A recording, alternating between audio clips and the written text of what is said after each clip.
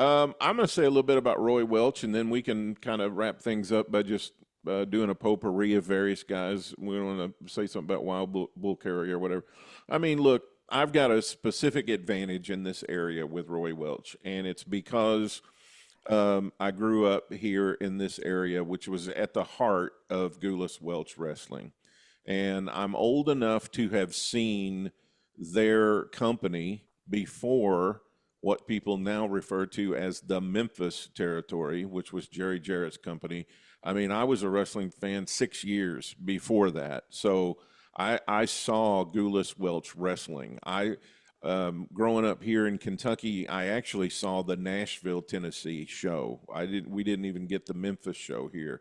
The syndicated show we saw was the Nashville show. Now, that's why I'm kind of familiar with all of the announcers, is because from the Nashville show, they would show clips from Birmingham, which would have Sterling Brewer, and they would show clips from Huntsville, which would have their announcer. It would show clips from Memphis with Lance and Dave, and they would show clips from Chattanooga with Harry Thornton. And so I got to see them all, and because the territory was so big. And Roy Welch and his brother Herb were my grandfather's favorite tag team of all time.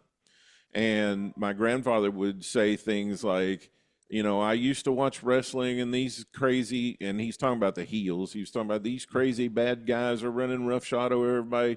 But when Roy and Herb got a hold of them, they left town. I mean, they were really over here.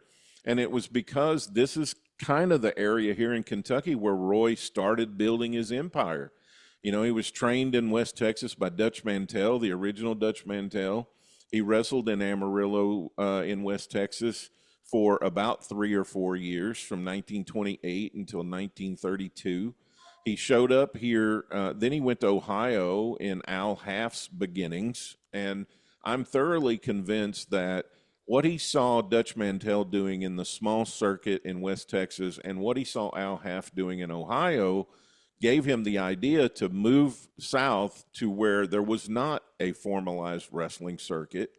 He came to Paducah in 1932 and started wrestling actively, and he partnered up with a guy who became the promoter in Paducah.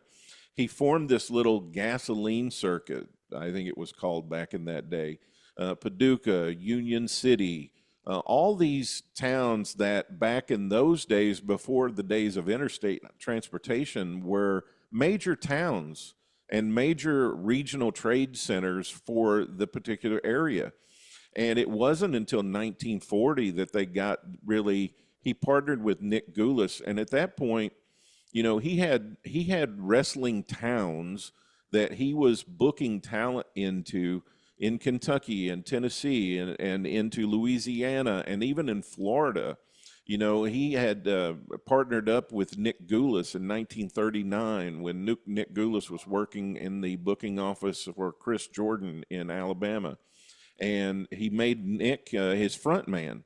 And I think that's something that hurts Roy, is because back in those days, you couldn't be a licensed wrestler and licensed promoter. You had to have a licensed promoter. And so he chose Nick to partner up with. And they got their first major town in 1940 when they went into Nashville and partnered up with the VFW there, in the days where you had to be partnered up with a nonprofit organization in order to run a wrestling show. And they had to be sponsored. And a lot of those events took place at the buildings that were owned by the VFWs and the various nonprofit organizations. And in 1950, he got the entire state of Alabama. He bought the wrestling license from Joe Gunther. He also got Chattanooga in 1950. It wasn't until 1956 in July that he bought the town of Memphis from Sam Mushnick and Sam Avey. He was one of the first out of the original 7 who formed the NWA to join in 1949. And he is the one that joined the NWA, not Nick. And so even though he wasn't recognized as the promoter by the fans, he was the NWA member. He was the guy who represented his territory in his booking office. He has four generations of family members that he is the patriarch of. All his three other brothers got into the business, and his sister's husband got into the business, and all their family members. I think I'm preparing to do a series on him for Briscoe and Bradshaw, and I think the other day I was counting up at this one specific time there were 32 family members working in professional wrestling in the various territories. He basically formed the Gulf Coast wrestling territory in South Alabama. He was in Louisiana and he sold that off. He was in Florida and he sold that to Cowboy Latrell. He was he affected the wrestling business in ways that unfortunately modern voters can't comprehend. He is a lot like Morris Siegel. He was a pioneer, and almost everyone who works in professional wrestling today owes him a debt of gratitude because he was one of the guys that got in there and made towns out of nothing. I mean, and these were not big towns. Like I said, they were small towns. He eventually moved up to big towns. He moved up to Nashville. He moved up to Birmingham. He moved up to Chattanooga. He moved up to Memphis. And then, when they got on television in the mid 50s, first in Nashville and then in 1959 in Memphis, and he turned the promotion of Memphis over to his son, Buddy Fuller. He, I mean, it revolutionized wrestling in the South. And, his work with his, and I know we're not supposed to take the wrestling career into consideration, but I mean, his work with his brother Herb, they were one of the top tag teams in the country in the 40s and in the 50s. And he mentored Jerry Jarrett. I mean, he's the one that got Jerry Jarrett into becoming a booker when he turned Memphis over to him in 1968. And he mentored Jerry and he taught him the business. We were talking about Mid-South Wrestling in 1984. When you're watching Mid-South Wrestling in 1984, you're watching Roy Welch Tennessee Wrestling. And when people talk about the Tennessee bullshit, that Tennessee bullshit gets over, and anybody who's ever booked it correctly, and Jerry Jarrett proved that when Jim Barnett bought Atlanta and bought Georgia Championship Wrestling, he bought Jerry in, and Jerry made it go, and it's because he booked that Tennessee bullshit. And Bill Dundee learned and was mentored by Jerry Jarrett, who was mentored by Roy Welch. Even when Jerry Jarrett broke away from Gulas Welch and started what's now known as the Memphis territory, and he took Buddy Fuller as his partner, they didn't call it the Jarrett Fuller territory. They called it the Jarrett Welch Wrestling Company because the Welch name carried that much weight. And Jerry knew that throughout this whole region. And so it's just, to me, it's I won't go to the extreme of saying it's a terrible injustice or anything like that. But Roy Welch should be it should be in every wrestling Hall of Fame that there is.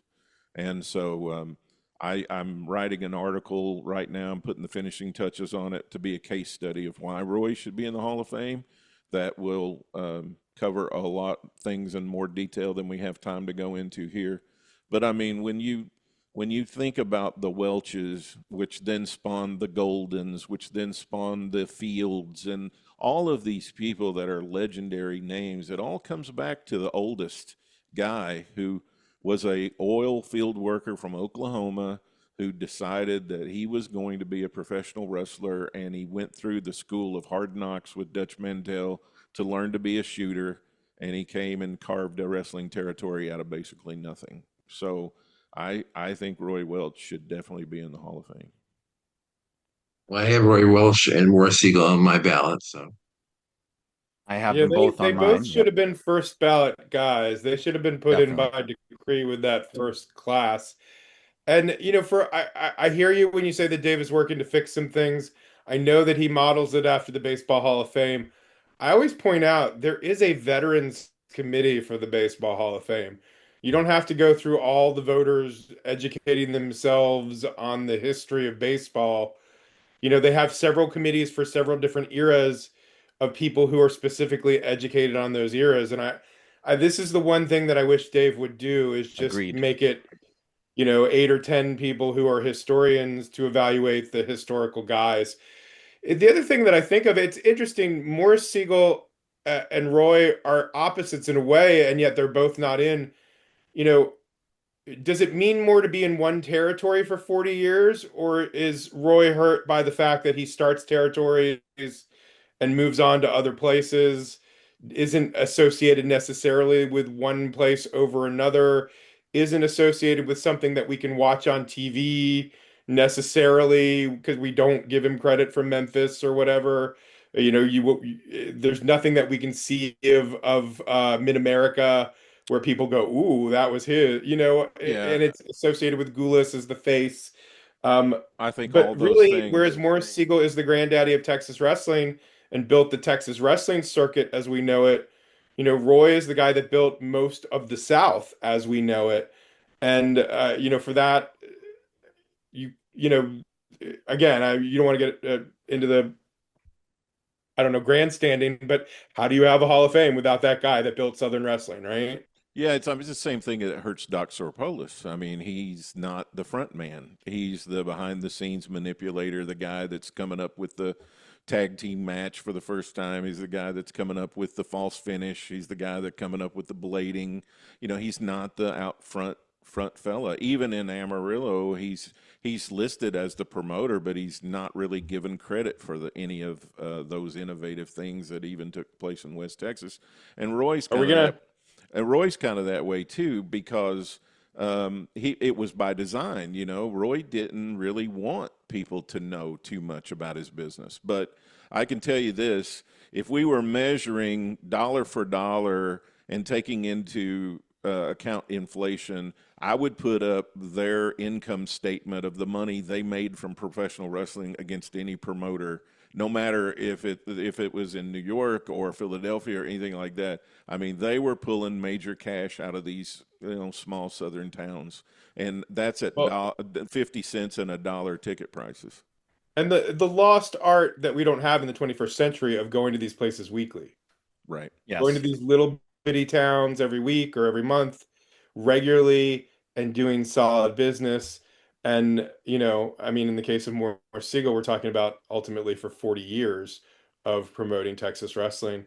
So let me just jump in on him for a minute since we are talking wrestling promoters. Well, let me just say before you do that is, I'm one of the few people. Cornette's another one. There might be a couple others that when we see, I mean, Jim was even in the angle when he gets his face shoved in the birthday cake. I saw that in 1974. I mean, it was they were all Tennessee angles, that had been done, for years before on television. So, yeah, there were just so many things that were innovated under Roy that because you had to have something interesting. And I was listening to Jim a little while ago, and he was making a great point. And I watch some modern wrestling from time to time, but for me, it's just so slow. I mean, the thing about territory wrestling is it was so fast, and that hour you just didn't want it to end, and it just went so fast. And it was because you were moving on to the next week because you had to have something for fans to come back for every single week. All right, let's go to Morris. Yeah. Well, and just to piggyback on that, you wanted them to stay in the habit of coming to the matches. You didn't want them to stop coming to the matches every week. So you had to have something hot, and that's why we always talk about like the WWF. They had a slower pace because they come once a month or every 6 weeks. You didn't have to entice them back the next week. You just had to keep them watching the TV, and the TV would tell them when to come back.